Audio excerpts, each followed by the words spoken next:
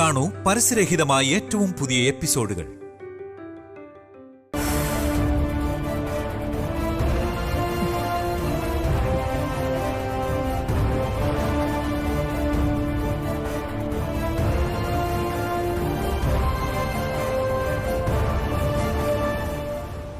ഇവളെ എല്ലാവരുടെ മുമ്പിലൊന്ന് കുറച്ച് കാണിക്കാനാ ഞാൻ ഇത്രയും കഷ്ടപ്പെട്ടത്.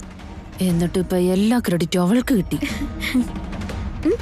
മാളവികേ,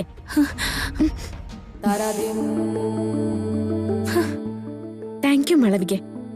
ഇന്ന് നീ കാരണം ഞാൻ വാങ്ങിച്ച ഡ്രസ്സ് ദേവേട്ടന് ഇടാൻ പറ്റിയത്. ഞാൻ എന്ത് കാരണം? അമ്മ വാങ്ങിച്ചു കൊടുത്ത കോട്ട് നീയാണല്ലോ കത്തിച്ചു കളഞ്ഞത്.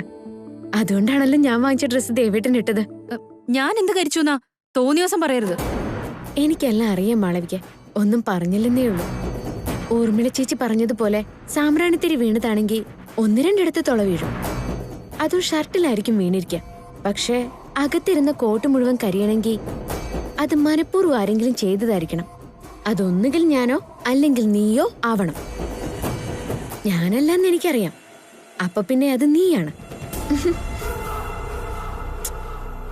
പാവം, ഡ്രസ്സ് കരിച്ചളഞ്ഞ് എനിക്ക് ചീത്തപ്പേര് വാങ്ങി തരാന്ന് കരുതി. എന്നിട്ടിപ്പോ എന്താ പറഞ്ഞിട്ട് പോയെന്ന് കേട്ട് കാണുമല്ലോ. ദേവേട്ടൻ എന്റെ ഭർത്താവാ, എനിക്ക് മാത്രം അവകാശപ്പെട്ടവൻ.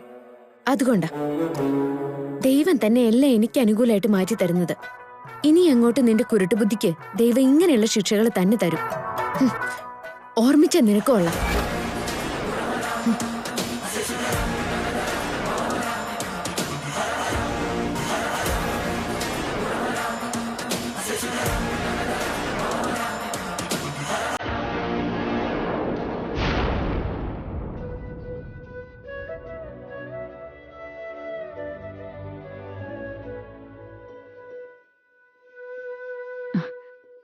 എന്താ ദാസേട്ടാ, എന്താ ഇങ്ങനെ മെയ് മറന്ന് നിന്ന് നോക്കുന്നേ?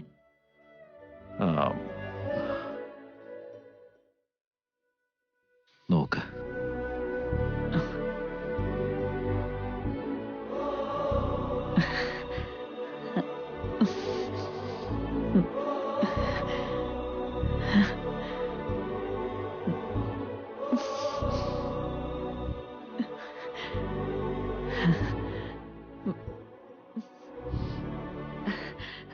മോളെ മാളവികേ,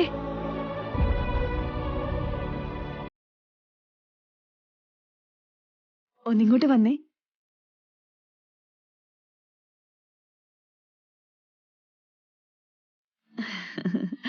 എന്താ അമ്മായി? മോളി ഫോട്ടോ ഒന്ന് നോക്കി.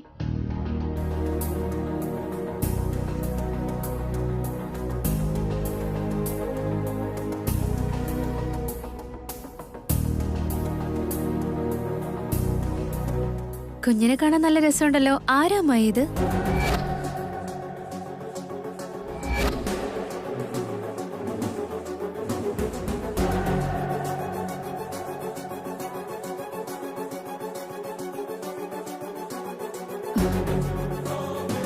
അതെന്താ മോളെ നീ അങ്ങനെ ചോദിച്ചേ? നിന്നെ കണ്ടിട്ട് നിനക്ക് മനസ്സിലായില്ലേ?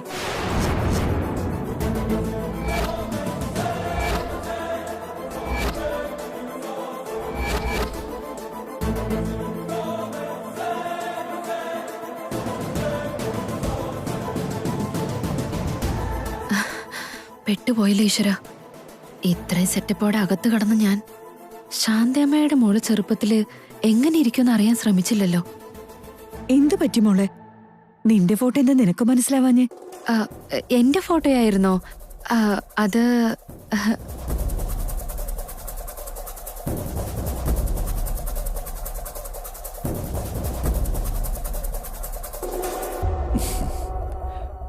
അതിച്ചിരി പാടാ, തിരിച്ചറിയാൻ പറ്റില്ല. അതെന്താ ദാസേട്ടാ? ആ പ്രായത്തിൽ അവൾ എങ്ങനെ ഇരിക്കുമെന്ന് അവൾ എങ്ങനെ ഓർക്കാനാ കൗസല്യേ?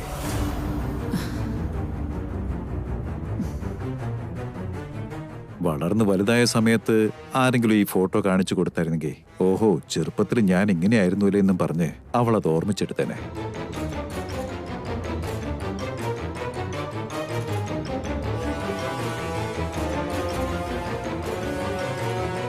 പക്ഷേങ്കിൽ ചെറുപ്പത്തിലെ ഫോട്ടോസൊന്നും അവള് കണ്ടു കാണില്ല. അപ്പൊ അത് ഓർമ്മിച്ചെടുക്കാൻ അവൾക്ക് കഴിയുമോ?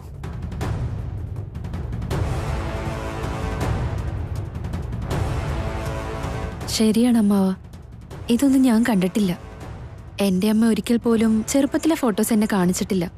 ചിലപ്പോ ഇല്ലാത്തത് കൊണ്ടാവും. ഒരു വട്ടെങ്കിലും കാണിച്ചിരുന്നെങ്കിൽ എന്റെ മനസ്സിലുണ്ടായേനെ. അപ്പൊ ചെറുപ്പത്തിൽ എന്നെ കാണാൻ ഇങ്ങനെയായിരുന്നല്ലേ അമ്മാവ? താങ്ക്സ് അമ്മാവ. താങ്ക് യു അമ്മായി. ചെറുപ്പത്തിലെ എന്റെ ഓർമ്മകളെ എനിക്ക് വീണ്ടും സമ്മാനിച്ചതിന് ഒത്തിരി ഒത്തിരി താങ്ക്സ്.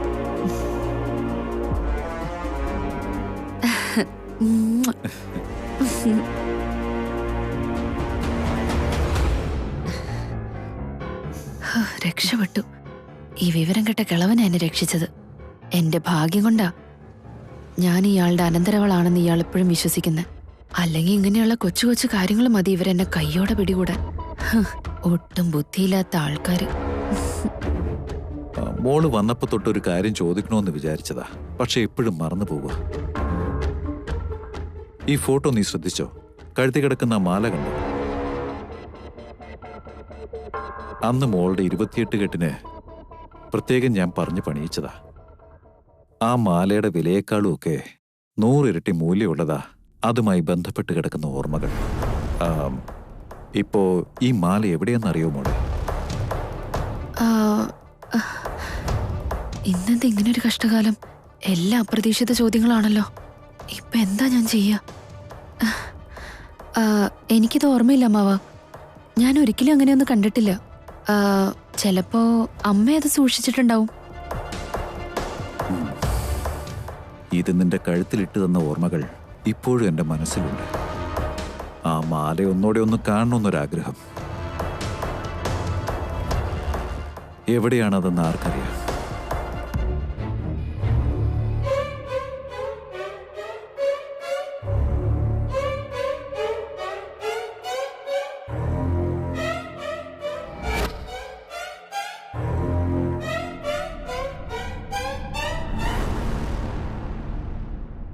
നീ ഇങ്ങനെ കരഞ്ഞാ എനിക്കും കരച്ചിൽ വരുവേ.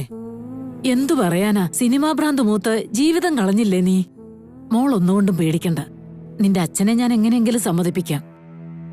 എന്തെങ്കിലുമൊക്കെ ചെയ്ത് നിനക്ക് ഞാൻ കുറച്ച് കാശ് അയച്ചു തരാം. നോക്ക്, അച്ഛനിപ്പോ വരും കേട്ടോ, നീ വെച്ചോ.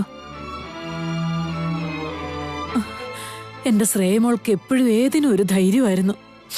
എന്നിട്ടിപ്പോ അവള് കരയുന്ന കണ്ടിട്ട് സഹിക്കാൻ പറ്റുന്നില്ല. അവിടെ എന്തൊക്കെ വിഷമങ്ങളാണോ എന്റെ കുഞ്ഞിന്. കാശില്ലാതെ നല്ലോണം ബുദ്ധിമുട്ടുന്നുണ്ട്. എങ്ങനെയെങ്കിലും കുറച്ച് കാശ് അവൾക്ക് അയച്ചു കൊടുക്കണം. പക്ഷെ അതിനിപ്പോ എന്താ ഒരു വഴി?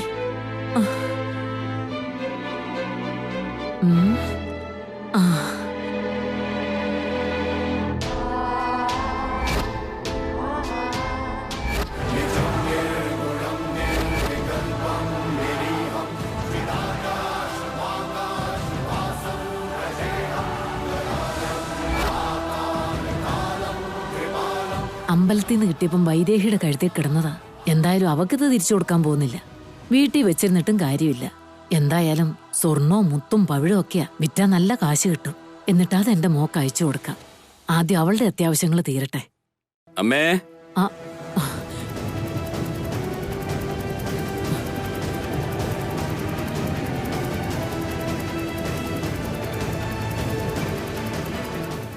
അമ്മേ.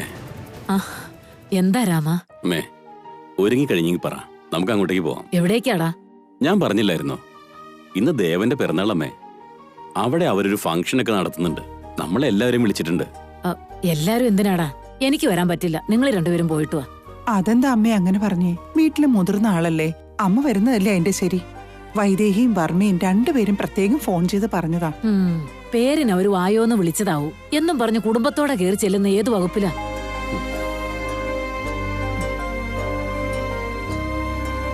അമ്മ എന്തിനാ അച്ഛമ്മയുടെ കാല് പിടിക്കുന്നേ? വരാൻ ഇഷ്ടമില്ലാത്തവർ വരണ്ട. വലിയ മനുഷ്യൻ പറഞ്ഞില്ലേ, ഇനി നിങ്ങൾ അങ്ങ് ചെല്ല്, ഞാൻ വരുന്നില്ല. അമ്മേ, ചെറുക്കൻ അങ്ങനെയൊക്കെ പറഞ്ഞിരിക്കും. അമ്മയും കൂടി വന്നേ പറ്റൂ. ഇവരെല്ലാം ഒന്ന് പോയി ഒടുങ്ങിയിരുന്നെങ്കിൽ ആരുമില്ലാത്ത നേരം നോക്കി ഈ മാല വിറ്റ് ശ്രേയമോൾക്ക് കാശ് അയക്കാവെന്ന് കരുതിയതാ. ഇതിപ്പോ ഇവന് എന്നെ കൊണ്ടേ പോകുന്നു തോന്നുന്നല്ലോ. അതുകൊണ്ടല്ലടാ, എന്റെ മുട്ടിന് നല്ല വേദനയുണ്ട്. അമ്മേ, കഴിഞ്ഞ ദിവസം വർമ്മ എന്നെ പറഞ്ഞതൊക്കെ മനസ്സിൽ വെച്ചുകൊണ്ടല്ലേ അമ്മയ്ക്കിപ്പോ അങ്ങോട്ട് വരാൻ ഒരു താല്പര്യമില്ലാത്തത്. അങ്ങനെ നോക്കിയാ ഞാനും എന്തൊക്കെയാ പറഞ്ഞേ. ബന്ധങ്ങൾക്കിടയിൽ ഇതൊന്നും മനസ്സിൽ വെക്കരുത്. അമ്മ വാ. ശരി, ആദ്യം നിങ്ങൾ പോയിക്കോ, ഞാൻ പുറകെ വന്നോളാം. അമ്മേ അങ്ങനെ ഓരോരുത്തരായിട്ട് പോയാലെങ്ങനാ? അമ്മേ വന്നേ, വാ നമുക്ക് ഒരുമിച്ച് പോവാം. അയ്യോ, വാ, ഞാൻ അമ്മേ. വന്നോളാടി. വാ, അമ്മേ ഒന്ന്. എന്താ അമ്മേ? എന്തൊരു കഷ്ടമാ, ഞാൻ ഒരുമിച്ച് വന്നോളാന്ന് വന്നല്ലേ പറഞ്ഞതല്ലേ. ഉറപ്പായിട്ടും വന്നോളാം. ആയിക്കോട്ടെ. ഓ അമ്മായി, ഞാൻ കുറച്ചു കഴിഞ്ഞ് വിളിക്കാം. എന്താ മോളെ? ദേവേട്ടന്റെ ബർത്ത്ഡേ ഫംഗ്ഷന് ഞാൻ ഈ സാരി എടുത്തോട്ടെ അമ്മായി? എങ്ങനെയുണ്ടെന്ന് നോക്കി. ദാ നോക്ക്. നോക്കട്ടെ.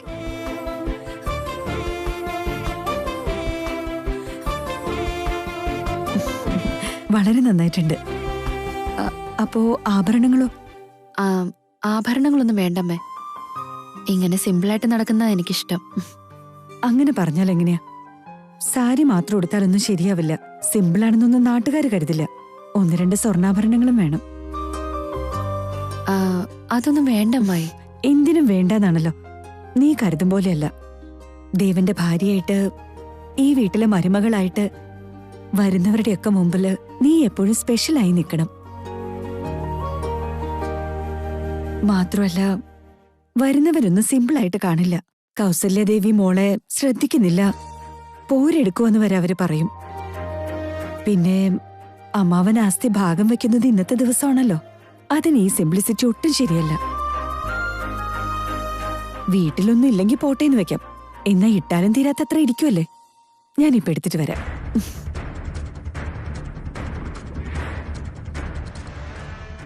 അമ്മേ, അമ്മ എന്തിനാ ഇതൊക്കെ ചുമന്നോട്ട് പോകുന്നേ? ഇങ്ങ് തന്നേക്ക്, ഞാൻ എടുത്തോട്ട് വരാം. അല്ല, ഇതൊക്കെ ചേച്ചിക്ക് കൊടുക്കാൻ തന്നെയല്ലേ? അതെ വിനയ. ആ ശരി. എടാ, ആ അങ്ങോട്ട് എവിടേക്കാ?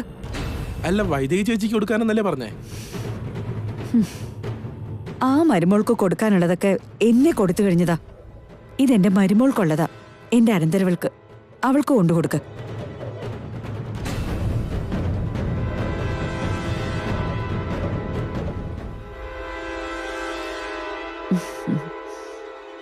ഇതെല്ലാം മോൾക്ക. തുറന്നു കാണിക്ക്.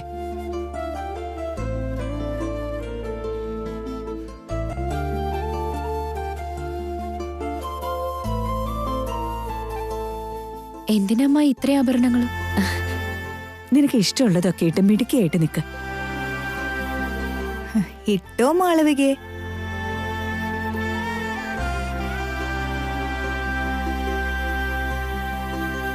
നിന്റെ അമ്മായി സ്നേഹത്തോട് തരുന്ന ആഭരണങ്ങളല്ലേ, വേണ്ടെന്ന് പറയരുത്. മരുമക്കൾക്ക് അമ്മായിയമ്മയുടെ സ്നേഹം കിട്ടുക എന്ന് വെച്ചാ എത്ര വലിയ കാര്യാന്നോ? മാളവിക എന്റെ മരുമോള് മാത്രമല്ലല്ലോ ഊർമിള, എന്റെ അനന്തരവളും കൂടിയല്ലേ. മരുമോളോടുള്ളതിനേക്കാളും സ്നേഹവും കടപ്പാടും മരുമകളും കൂടിയായി ഈ അനന്തരവളോടുണ്ടാവില്ലേ. മാത്രമല്ല, മരുമക്കളെക്കാൾ കൂടുതൽ എന്റെ മനസ്സിൽ എന്റെ അനന്തരവൾക്ക് തന്നെ സ്ഥാനമുള്ളത്. അതുകൊണ്ടല്ലേ എന്റെ ആഭരണങ്ങൾ കൊടുത്തത്.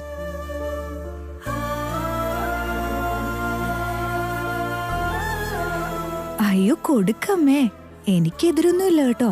എന്തെങ്കിലും ഉണ്ടെങ്കിൽ തന്നെ അതിപ്പോ വൈദേഹിക്കുണ്ടായാലേ ഉള്ളൂ. ഇതെന്റെ ആഭരണങ്ങളാ. അതാർക്ക് കൊടുക്കണമെന്നുള്ളത് എന്റെ തീരുമാനങ്ങളാ. ഒടുക്കത്തെ സ്നേഹമാണല്ലോ ഈ കിളവിക്കെന്നോട്. പക്ഷെ വൈദേഹിയോടുള്ള വിദ്വേഷമാണ് ഇതിനെല്ലാം കാരണമെന്ന് എനിക്കറിയാം. എന്നാലും എനിക്കെന്ത്, ഇതുപോലെ ദേവന്റെ സ്നേഹം കൂടെ കിട്ടിയാൽ മതിയായിരുന്നു. പിന്നെ ഞാൻ ഇവിടുത്തെ മഹാറാണി. എന്നെ ചോദ്യം ചെയ്യാൻ ഇവിടെ ആർക്കും അവകാശമില്ല. വാ മോളെ, ഇന്ന് ഞാൻ തന്നെ നിന്നെ ഒരുക്കാം. ഇരുന്നു.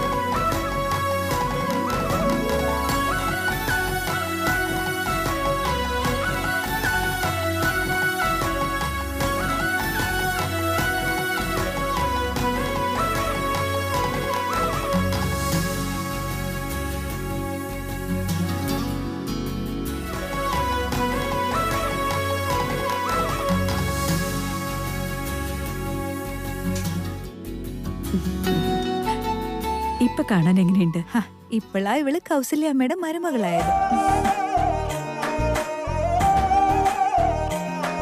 ചെല്ലുമോളെ, നീ ചെന്ന് സാരി മാറ്റിയിട്ട് വായോ.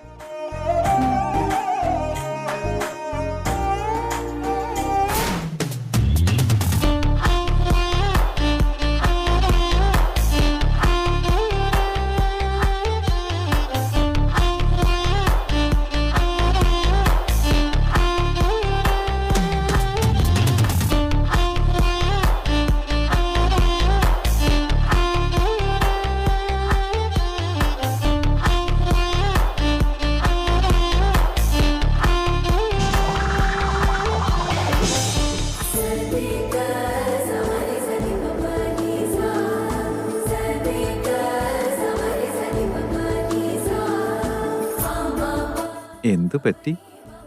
ഒരുങ്ങി നല്ല മിടുക്കി കുട്ടിയായിരിക്കുന്നുണ്ടല്ലോ. നിങ്ങൾ എന്താ ഇങ്ങനെ എന്നെ ലൈൻ അടിക്കുന്നേ? കൊട്ടാരം വീട്ടിലെ അപ്പൂപ്പ. അപ്പൂപ്പനോ? അതെല്ലോ, ഈ ഡ്രസ്സും കൂടി ആയപ്പോ അപ്പൂപ്പൻ തന്നെയാണല്ലോ. അതെയോ? സത്യമായിട്ടും? സത്യമായിട്ടും. നീയാള് കൊള്ളാലോ. എന്നെ എന്റെ അപ്പൂപ്പന്റെ ഡ്രസ് ഇടിയിച്ച് നീ എന്റെ ഇന്ദു അമ്മയായിട്ട് ഒരുങ്ങി വന്നിരിക്കുക. ഞാനോ? അങ്ങനെയൊന്നുമില്ലല്ലോ ദേവേട്ടാ. നിന്റെ മനസ്സിലിരിപ്പ് എനിക്ക് അറിയാം. എന്റെ ഇന്ദു നിന്നോടെല്ലാം പറഞ്ഞു കാണും.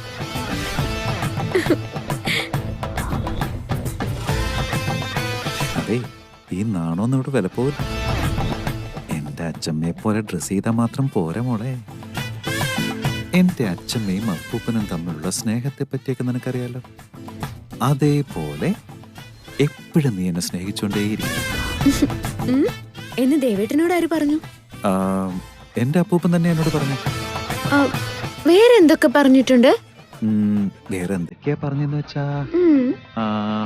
പ്രധാനായിട്ട് ഈ മുടിയുടെ കാര്യം പറഞ്ഞിരുന്നു.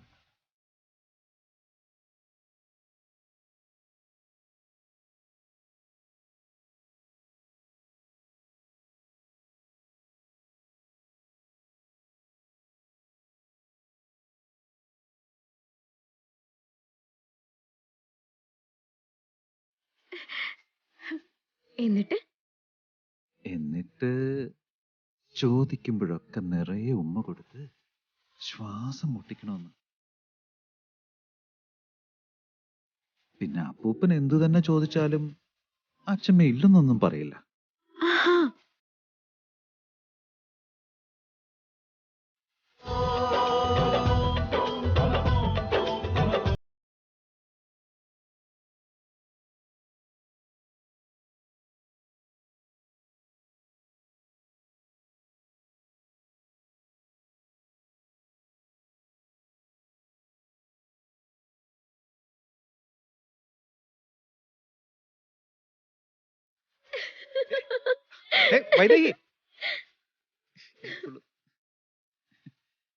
നീ എവിടെ പോവാനാടി?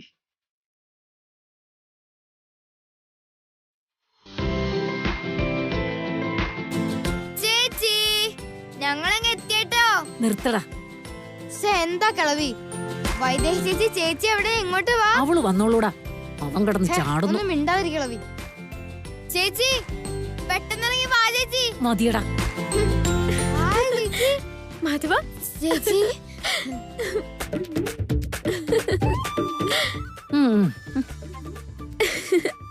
സുഖായിരിക്കുന്നു മാധവ? ഞാൻ സുഖായിരിക്കുന്നു ചേച്ചി. ചേച്ചി അങ്ങനെ ഇരിക്കുന്നു? അടിപൊളിയായിട്ടിരിക്കുന്നു. അച്ഛനും അമ്മയ്ക്ക് എവിടെ? വൈദേഹി, അമ്മേ. സുഖായിരിക്കുന്നു സുലേഖ? സുഖായിരിക്കുന്നു. വന്ന കാലം നിൽക്കാതെ വാ. ശരി, വരൂ. അവളുടെ ഒരു ഭാഗ്യം. ആളങ്ങ് തിളങ്ങിയല്ലോ. ഇതെല്ലാം എന്റെ ശ്രേയമോൾ അനുഭവിക്കേണ്ടതായിരുന്നു. ഇവളതടിച്ചു മാറ്റി. ജന്മദിനാശംസകൾ മോനെ. താങ്ക് യു അച്ഛാ. മച്ചാനെ, ഹാപ്പി ബർത്ത്ഡേ മച്ചാനെ. താങ്ക്സ് ടു മച്ചാനെ. സുഖാണോ നിനക്ക്? എന്താണ്, നിനക്ക് കുറച്ച് നേരത്തെ പോരായിരുന്നില്ലേ? ഒരു 2 ദിവസം മുമ്പേ ഞാൻ പ്രതീക്ഷിച്ചതാ. അതൊക്കെ പോട്ടെ. നിന്നോട് എനിക്ക് ഒത്തിരി കാര്യങ്ങൾ സംസാരിക്കണ്ടു. വാ, അവരൊക്കെ അവിടെ തന്നെ നിൽക്കട്ടെ. അതെ. അച്ഛമ്മേ സുഖായിരിക്കുന്നോ? ആ ഒരു മാതിരിയൊക്കെ ഇരിക്കുന്നു.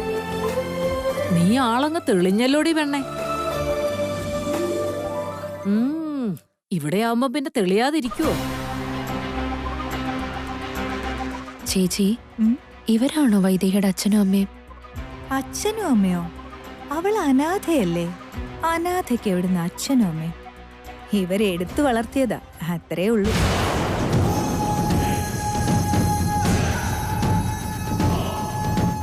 എടുത്തു വളർത്തിയവർ എത്ര വലിയ കുടുംബത്തിലെ ആണെങ്കിലും ജന്മം എവിടുന്നാണെന്ന് അറിയുന്നത് വരെ അനാഥ തന്നെയാ. അത് ശരി ചേച്ചി. എന്റെ അച്ഛനും അമ്മ ആരാണെന്ന് അറിയുന്നവരെ എന്നെ ഇങ്ങനെയൊക്കെ തന്നെ എല്ലാരും പറഞ്ഞിരുന്നത്.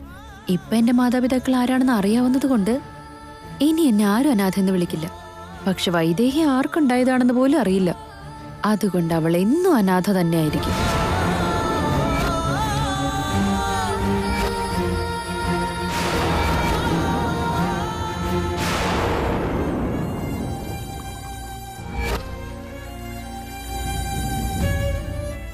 സോറി, ഞാനും ചേച്ചിയും കൂടെ ചുമ്മാ എന്തോ പറഞ്ഞത് ഇളയച്ചാ. അങ്ങനെ ചുമ്മാ പറയാൻ പറ്റിയ കാര്യമാണോ ഇത്? ഇങ്ങനെ പരദൂഷണം പറയാനും മാത്രം എപ്പോഴാ ഇങ്ങനെ തരം താന്നത്?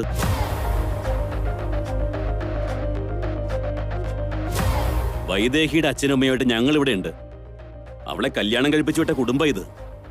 ഇത്രയും പേരുള്ളപ്പോ അവളങ്ങനെ അനാഥയാകും? അച്ഛനത് വിട്ടുകളാ.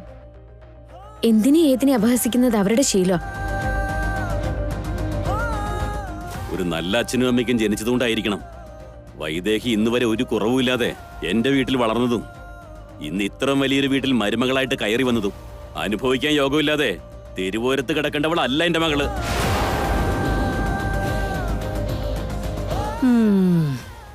നീ നന്നാവില്ലടാ. അവള് ജനിച്ചത് വലിയൊരു വീട്ടിലാണെന്നുള്ളത് എനിക്ക് മാത്രം അറിയാവുന്ന രഹസ്യമാടാ. പക്ഷെ മരിക്കുന്നവരെ ഞാൻ ആ രഹസ്യം ആരോടും പറയില്ല.